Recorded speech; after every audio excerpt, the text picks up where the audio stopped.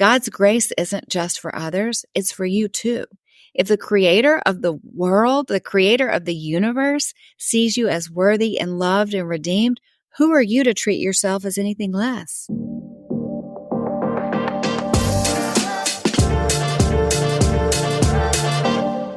Welcome back. Let me ask you a question. When was the last time you were truly kind to yourself? Today, we're diving into self-compassion. I've talked a little about it on the show, but today we're really going deep. It's a skill that can transform your entire life. I'm selling it hard, I know, but it deserves to be sold hard. If you have ever caught yourself being way harder on yourself than you would be on anyone else, this episode is for you. We're talking about what self-compassion actually means, why it's not self-indulgent, and the science that shows how it can change your emotional health relationships, even your productivity. Seriously, I'll also share some practical steps you can take today to start treating yourself with the same kindness that you show to others. Okay, let's dive in. So what is self-compassion? Self-compassion is one of those buzzwords that can feel a little vague, kind of like clean eating or life hacks. So I want to break it down. Studies reveal that self-compassionate people are less likely to suffer from anxiety and depression. Why is that? It's because they aren't stuck in the loop of self-blame. Think about this. When you fail, would you rather have an inner coach or an inner critic? Compassion, self-compassion is your inner coach saying, you've got this. Here's how you move forward. Sure, that didn't go great, but let's reevaluate. Let's make a plan for the future. It's the same thing I do with my clients. If something goes wrong, I don't beat them up for it. I don't tell them they're terrible. I go, okay, that didn't go how we wanted. That wasn't successful. Or yeah, you kind of messed up this situation. Here's how you're going to fix it. 1, 2, 3, go for it. That's what you want to be to yourself. And what most people don't know is that people who practice self-compassion are actually more likely to bounce back from failures faster. So even better, studies also show that being kinder to yourself doesn't just feel good. It actually rewires your brain in ways that'll help you grow stronger and be more resilient. So what I want to do is I want to explore what self-compassion really means. At its core, self-compassion just means you're treating yourself with that same understanding, same care, and same love that you would give a child or your best friend if they're struggling. That's it. That is self-compassion. Nothing more, nothing less. It's also a reminder of the love that God has for us. Just as we're called to love others, we're also called to extend that love to ourselves. God's grace isn't just for others, it's for you too. If the creator of the world, the creator of the universe, sees you as worthy and loved and redeemed, who are you to treat yourself as anything less? Self-compassion isn't about self-indulgence. It's about walking in alignment with the grace that is already yours. So Dr. Kristen Neff, she's a pioneer in the field. She defines self-compassion as having 3 key components. And don't worry, none of them involve singing Kumbaya or doing affirmations in the mirror. Number 1, self-kindness. Being warm and understanding toward yourself rather than critical or judgmental. That makes sense, right? So self-kindness is the first key. The second key is common humanity. It's recognizing that you're not alone in your struggles, that everyone faces difficulties. Everyone's the same. We're all putting our pants on one leg at a time. We are all having big struggles all the time. That's just life. We don't get through this life unscathed. So it's self-kindness, common humanity. And the last one is mindfulness, observing your thoughts and your feelings without getting caught up in them or overly identifying with them. So not getting stuck in them, right? When these 3 things work together, self-kindness, common humanity, and mindfulness, when they work together, you have the recipe for self-compassion. And remember, showing kindness to yourself honors the fact that you are God's creation. You are beautifully and wonderfully made. Last week's episode with Kobe Campbell talked a lot about cycles and how we talk to ourselves and how we move forward and how we need to think about these things. If you haven't watched or listened to that episode yet, please do. It is going to be one of those conversations where she's bringing great tools to be able to strengthen you in your self-compassion journey and how to break out of cycles of doing that. And here's an even more incredible thing about self-compassion. It strengthens your courage and your authenticity. When you cultivate self-compassion, you build an inner foundation of trust. You build an inner foundation of resilience with yourself. Because true growth comes when you can learn to be compassionate with yourself, when you stop trying to be perfect and you start embracing progress. That is where everything changes. It even helps us see failure as something not to fear, but an opportunity for learning, an opportunity for growth. If that sounds crazy to you, then this is definitely for you. What this shift will do is it will allow you to take meaningful risks. It'll allow you to step into new challenges with a confidence that you didn't have before. And again, it's not about perfection. It's about showing up fully and embracing the purpose that God has placed on you for your unique life. And practicing self-compassion, it strengthens parts of your brain.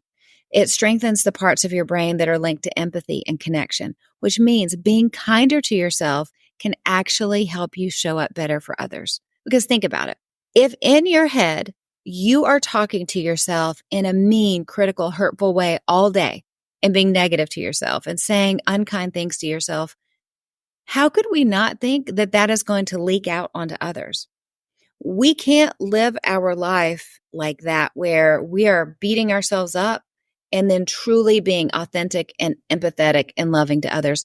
It doesn't work. There's too much of a disconnect. To be able to love others well, we need to be able to love ourselves well. There has to be alignment in that for our life. So as you practice kindness toward yourself, your brain essentially trains itself to extend that same understanding outward, making it easier to connect with other people. So how cool is that, right? On a spiritual level and on a scientific level, it is amazing how it works. Okay, speaking of science, let's talk about the science, because who doesn't love a good aha moment to impress your friends at dinner parties, right? I love nerding out on these things. Here's a wild statistics. People who practice self-compassion have been shown to have lower levels of inflammation in their bodies. Inflammation in our body is something we definitely do not want to have.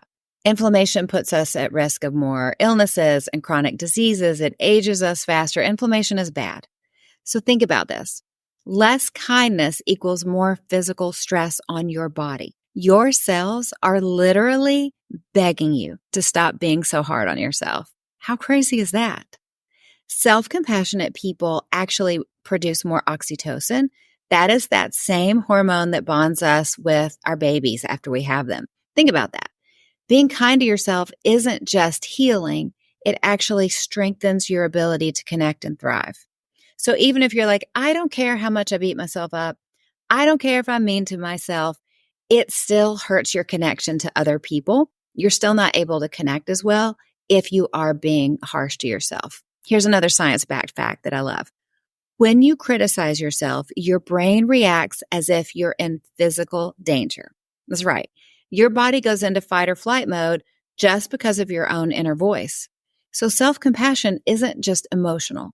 It is a biological way to stop the storm and to find calm. Being kinder to yourself can literally rewire your brain. And here's how. The first way is it's going to lower the stress levels. We talked about stress levels a little bit. Your brain doesn't distinguish between self-criticism and external threats. So again, when you criticize yourself, your body reacts as if it's in danger. It floods you with stress hormones like cortisol.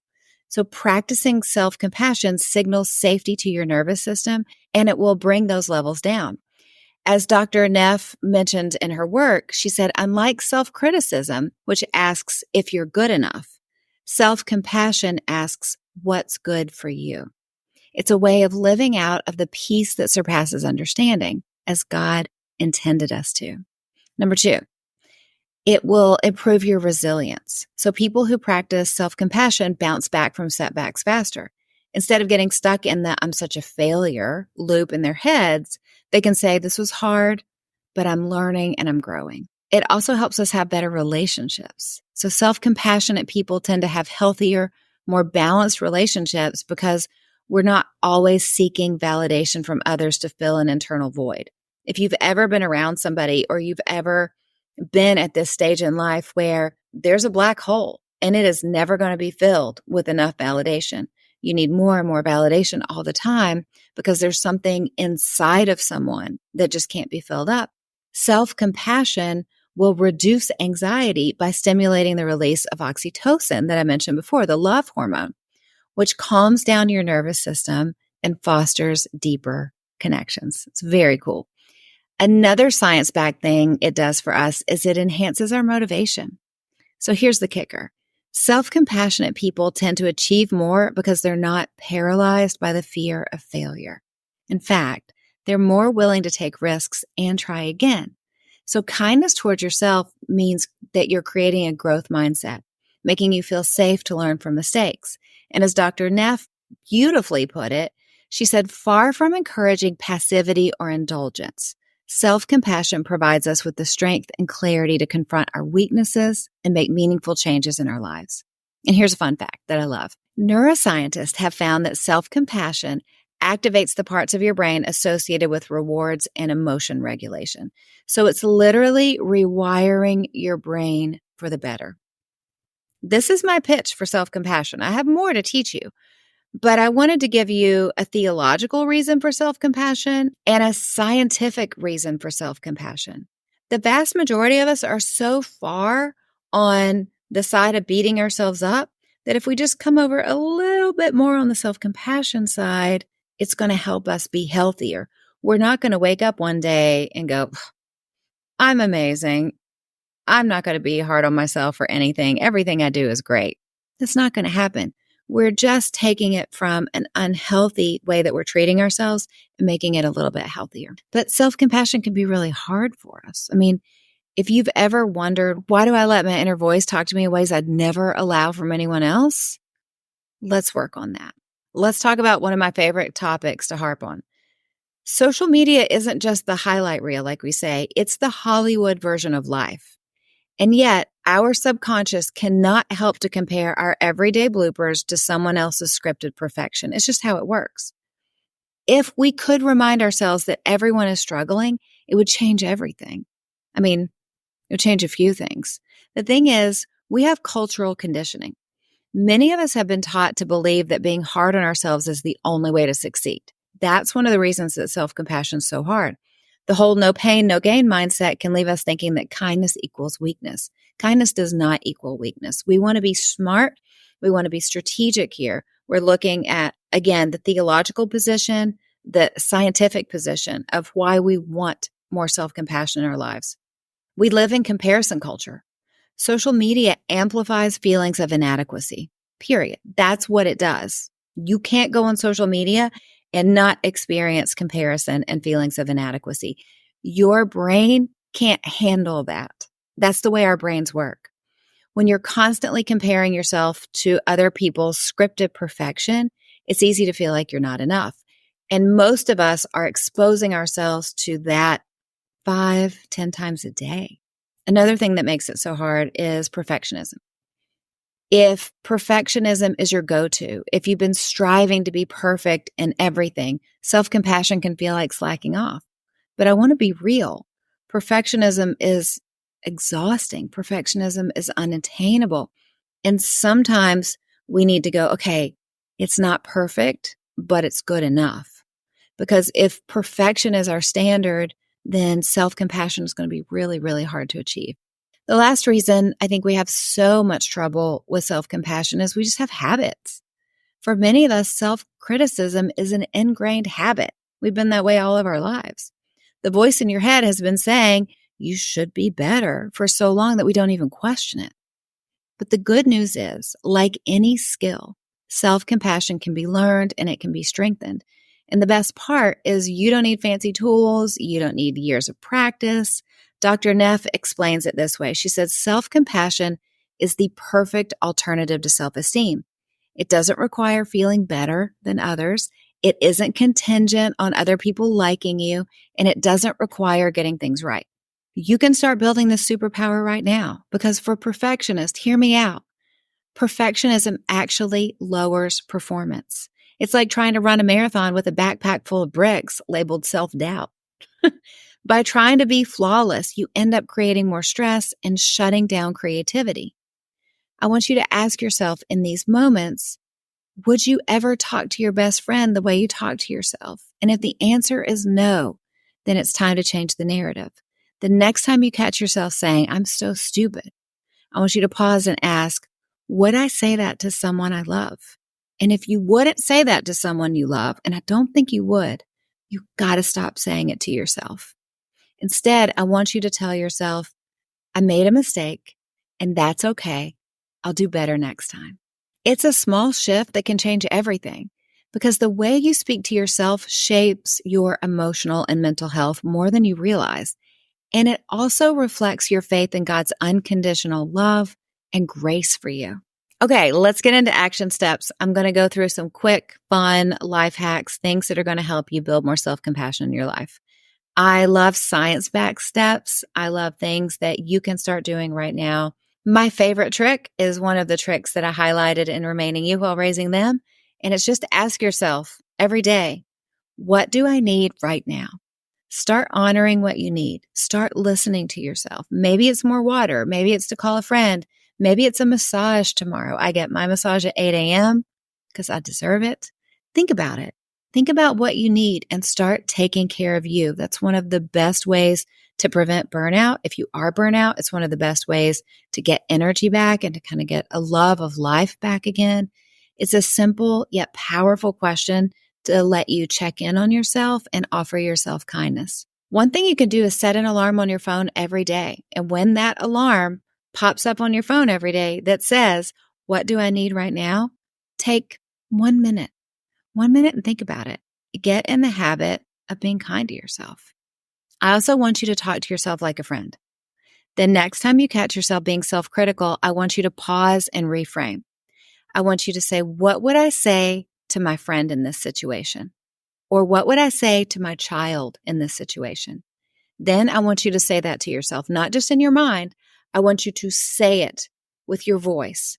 And if you really want to impress me, you really want to make progress here, what I want you to do is say it with your voice into a voice memo on your phone.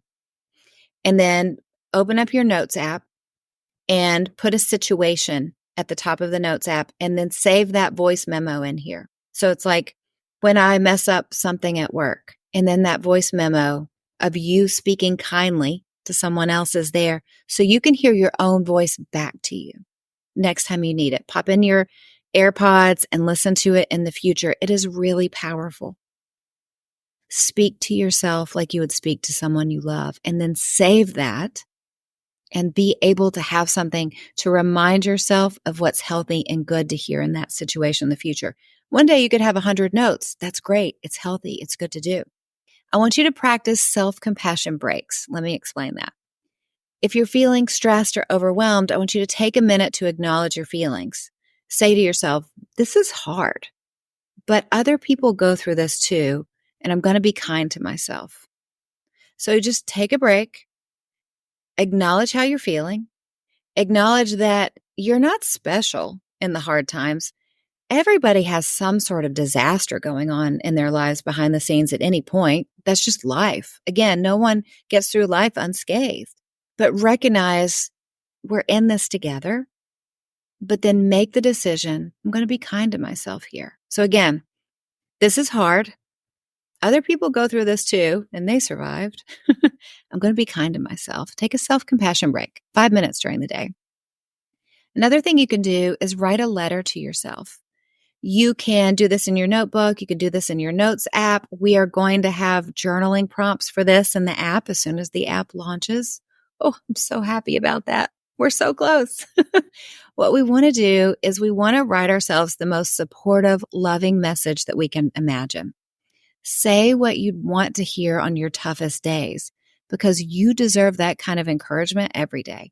So you can do this in handwriting. You can do this digitally. You can do it in your notes app for now. You can do it in my app soon. Or you can also do this as a voice memo. Again, saving it in a message so you can hear it back. The next thing you can do is some mindfulness exercises. Spend a few minutes each day noticing your thoughts and noticing your feelings without judging them.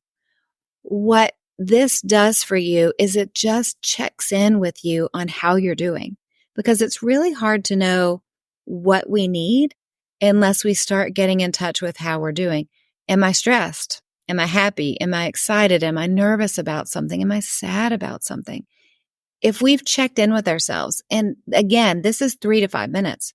If we've checked in, then as we're going through the day, we can go, hey, I'm actually kind of anxious today. I need to keep it in mind. I need to be extra kind to myself so I don't make my anxiety worse. So check in with yourself. Know what you need that day.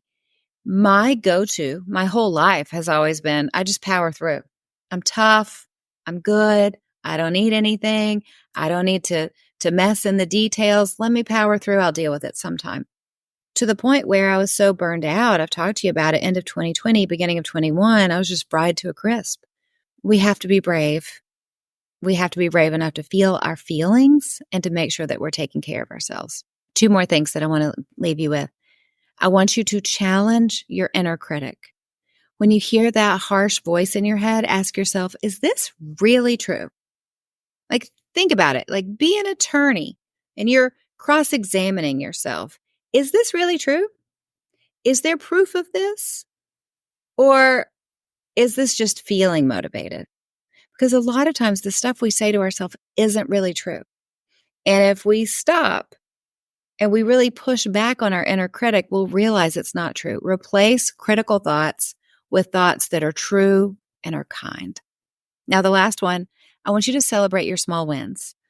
It is so powerful to acknowledge and celebrate even the smallest accomplishments. What it does is it builds positive reinforcement and it creates momentum. And yes, we will have a guided journal in the app for that. Self-compassion isn't just for you. It is a gift to everyone around you. I want you to think about this. If you want to inspire others, your kids, your team, your husband, it starts with showing them what self-kindness looks like in action. We want to be able to model this for other people because it is good and it's healthy. If God calls us to love our neighbors, doesn't that include loving ourselves too? Right? Embracing self-compassion is a way to honor His grace and lead by example. You want your daughters and your sons to learn this from you. Imagine your kids, your friends, your coworkers seeing you embrace kindness and grace for yourself. It creates a ripple effect of authenticity. It creates a ripple effect of courage in their lives too. Self-compassion isn't just about feeling good. It's about creating a life that's rooted in resilience and love. That's why it's important. Perfection isn't the goal. Progress is the goal. And when you model that, you give everyone around you permission to do the same thing. Your relationships improve, your productivity improves, and you step into a sense of purpose that you didn't even know that you were missing. That's what we want. That's how we thrive. This is the science of thriving. So this week, I want to challenge you to start small. Take one moment each day to pause and ask yourself, what do I need right now? It could be something simple like stepping outside for fresh air or taking a deep breath or getting another coffee or jotting down one thing that you're grateful for. The goal isn't to overhaul your life. That is exhausting. The goal is to practice listening to yourself with kindness. Small steps build momentum. And before you know it, you'll see the difference kindness can make. You are worthy of that care because showing up for yourself helps you to show up for everyone too. Okay, that is my pitch for self-compassion. If you don't feel just a little bit excited about building up self-compassion, there's nothing else I can do. I've left it all in the field. I've given you theologically why it's good, science-backed reasons why it's good. I want you to go for this. I want you to take on the challenge. One little thing every day. Treat yourself with kindness. And again, do not please the enemy. Don't pick up the tools that he uses and use them on yourself. I want you to fight back. And this is a fun way to fight back. We can fight back with love and kindness. Okay, let's move on to recommendations. I am telling you about my favorite hairspray today. A lot of women don't use hairspray anymore. I don't understand why. I'm not saying go Aquanet from the 90s kind of hairspray, but a little hairspray goes a long way. I love this one. It's Bedhead, and it is Masterpiece. It is very strong. It's extra strong hold with massive shine. I like how they put massive in there. This goes a long way. If you're watching on YouTube, you can see I'm holding a 10-ounce bottle. I probably use this in a year. So you don't need a lot of it, but I love it. I love to put it on my hair and then brush it through a little bit. It holds my curls so my curls don't get as frizzy, which is a very, very good thing. And as always, I'm so grateful that we get to spend this time together every week. You are investing in yourself. We're in the emotional health series right now. I love so much just coming to you every week and getting bossy with you. I like to coach just like I coach my clients. I don't know everything that's going on in your life, but thank you for letting me be a voice in your life. Thank you for trusting me to show up here twice a week, bringing you something that I think is going to be beneficial. I do this because I believe in you. I believe in the gifts that God has placed in you. I believe in your dreams, and I know you're making a difference on this world for good. How do I know? Because you listen to this show, because you watch this show. Women who weren't hearing from God and weren't following his calling, who weren't expanding their territory and learning and growing and building healthier, stronger lives, don't listen to the show. They don't care, right? But I know that you're different. I know that God has created you uniquely to stand strong and bring something special to this world. And let me remind you today that you're stronger than you think, you're smarter than you give yourself credit for, and you're braver than you feel in the hard moments. And the best part is you're just getting started. Wherever you are in age range, wherever you are in your life, what I want you to do is stop telling God what you can't do. Stop telling him why you aren't good enough. You are capable of incredible things because the Spirit of God lives in you. The dreams in your heart aren't there by accident. God placed them there, and he's going to give you everything you need to live them out. It's my joy to get to coach you and equip you and be a little extra bossy with you every week. So keep stepping up, keep showing up and loving well, because you know the truth. You cannot break a woman who gets her strength from God. I'll be back with you soon.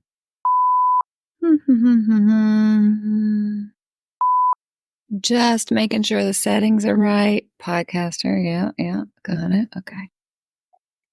Blah, blah, blah, blah, blah. Hairspray, blah, blah, blah, blah, blah.